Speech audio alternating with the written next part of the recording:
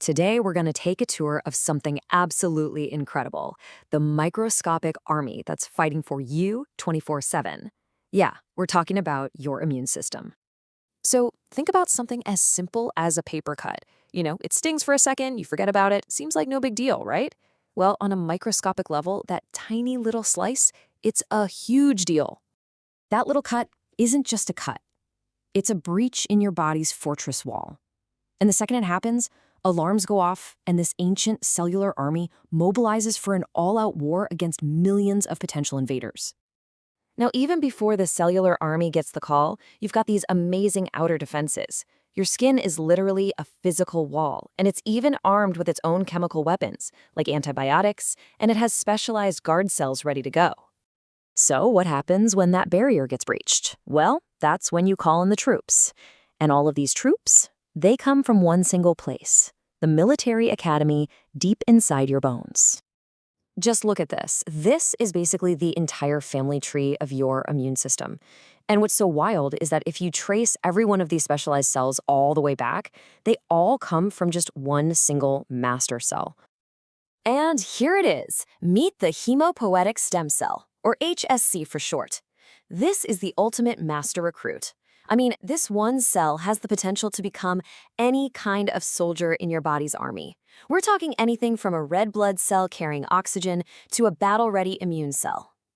Okay, so from that one master recruit, the academy splits into two main branches. You've got the lymphoid lineage. Think of them as the intelligence units that learn and create memory. But today, we're zeroing in on the other branch, the myeloid lineage.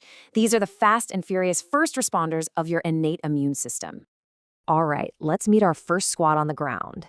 These are the granulocytes.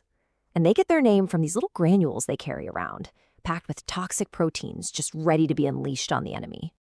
And first up, we have the foot soldier, the real backbone of this army, the neutrophil. You can see a diagram of its weird, multi-lobed nucleus, and then there's the real thing. Neutrophils are by far your most common white blood cell, making up something like 40 to 60% of the whole force. They are always the first ones to show up at a breach. Their main gig is something called phagocytosis, which is just a fancy way of saying they engulf and literally eat bacteria. But here's the thing. They're short-lived heroes. They fight for just a day or two, and then they die. And the scale of this operation, it's just staggering. To keep the army fully staffed, your body's military academy is pumping out 100 billion new neutrophils every single day. That's about the number of stars in our galaxy, every day. And check out their final, most dramatic act. When a neutrophil gets totally overwhelmed, it can literally explode, casting this sticky net made from its own DNA just to trap bacteria. Yeah, it's a real process called netosis, and it creates these neutrophil extracellular traps, or nets. The neutrophil makes the ultimate sacrifice, using its own DNA as a weapon to hold the enemy in place until backup arrives. Just incredible. So if the neutrophils are the general infantry, you can think of eosinophils and basophils as more like the special ops units. They get called in for very specific threats. Eosinophils are the specialists you want for fighting off parasites, like worms. Basophils are way rarer, and they're the key players in allergic responses. And unlike the neutrophils, they don't really eat their targets. Instead, they just release those toxic proteins from their granules to kill invaders from the outside. So that's the granulocyte squad, our frontline fighters. But any effective army also needs sentinels standing guard and a cleanup crew to manage the battlefield. So let's start with the alarm system, the mast cell. Now, these guys are different from the others we've met. They don't circulate in the blood. They're actually tissue residents, just standing guard in places like your skin, your gut, your airways, the front lines of a potential invasion. When a mast cell detects trouble, it acts like a sentinel, pulling the fire alarm. It releases a flood of chemicals, like histamine. And this is what kicks off inflammation. That's the process that makes a cut get all red and swollen. And it's absolutely crucial for bringing more blood, fluid, and a whole lot more immune cells to the fight. And finally, we get to meet maybe the most versatile soldier in this whole myeloid army, the macrophage. Its name literally means big eater, and yeah, it's an expert at cleanup, but it does so much more. This cell is a true multitasker. I mean, it eats bacteria and cleans up all the debris, like those dead neutrophils, but it also acts as an intelligence officer. It takes pieces of the enemies it eats and shows them to the adaptive immune system to call in even more specialized backup. It basically orchestrates the whole battle, and then, after it's all won, it helps repair the tissue.